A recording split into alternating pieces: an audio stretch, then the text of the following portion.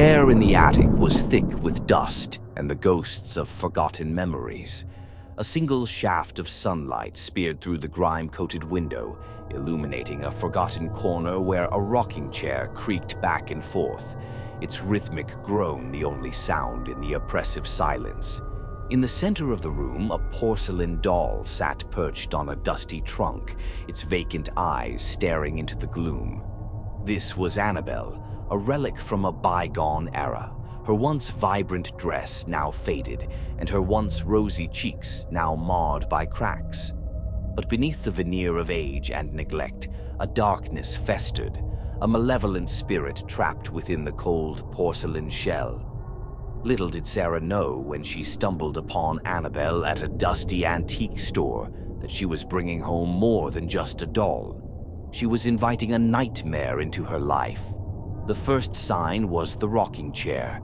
It would begin to move on its own, the creaking growing louder and faster until it reached a fever pitch, then abruptly stop. Then came the whispers, faint at first like the rustling of dead leaves, growing into full-blown conversations in a language Sarah couldn't understand. They emanated from Annabelle, her vacant eyes seeming to follow Sarah's every move. Sleep became a distant memory, replaced by nights of terror. Sarah would wake to find Annabelle in different positions, her porcelain face contorted into grotesque expressions. Bloodstains appearing out of nowhere marred the once pristine dress. The whispers intensified, morphing into blood-curdling screams that echoed through the house, waking the neighbors and sending chills down their spines. One night, Sarah awoke to the sound of her own name, whispered in a raspy voice. She sat up, her heart pounding against her ribs like a frantic bird. There, in the dim moonlight, Annabelle stood at the foot of her bed, her eyes burning with an unholy fire. A blood-curdling scream tore from Sarah's throat as Annabelle lunged, her tiny porcelain hands digging into Sarah's flesh with unnatural strength. Sarah fought back, but it was like trying to fight a statue, cold and unyielding. As dawn approached, Sarah lay in a pool of her own blood, her body broken and her spirit shattered. Annabelle sat beside her, her vacant eyes now filled with a chilling satisfaction. The whispers started again, this time filled with a bone-chilling laughter, echoing through the house and out into the world, a grim testament to the horror that unfolded within those dusty attic walls. The whispers continued echoing through the empty house, a constant reminder of the horror that had transpired. The neighbors, once friendly and welcoming, now avoided the house, their eyes filled with a mixture of fear and morbid curiosity. Sarah's parents, devastated by their daughter's gruesome demise, moved away, leaving the house to its grim fate. But the horror wasn't confined to the attic. It seeped into the walls, into the very foundation of the house, poisoning the air with its malevolent presence.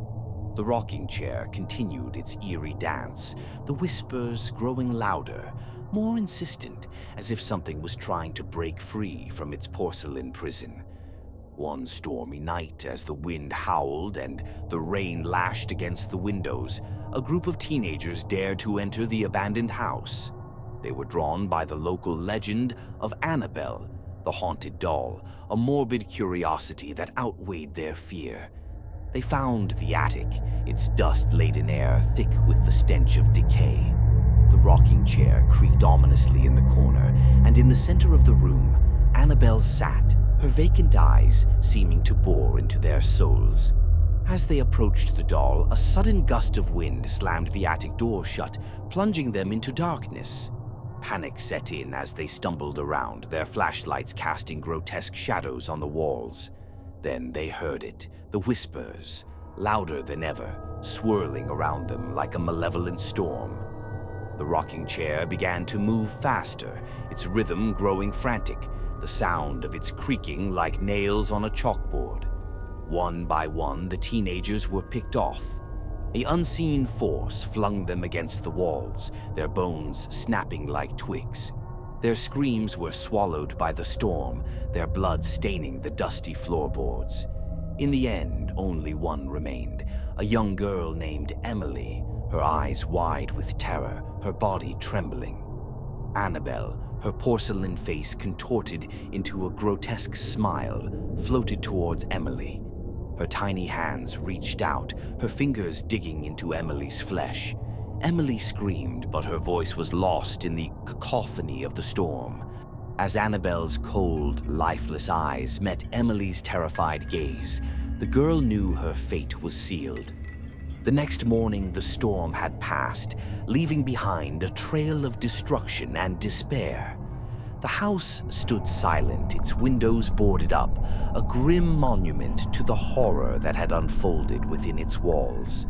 The rocking chair had stopped its eerie dance, and Annabelle was gone, her whereabouts unknown. But the whispers lingered, a constant reminder that the evil that had resided within those walls was far from vanquished.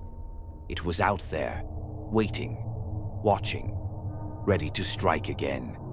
And so the legend of Annabelle, the haunted doll, lived on, a chilling tale whispered in hushed tones, a warning to those who dared to tamper with the darkness. For in the shadows, the malevolent spirit of Annabelle waited, her vacant eyes burning with a chilling hunger, her porcelain hands forever stained with the blood of the innocent.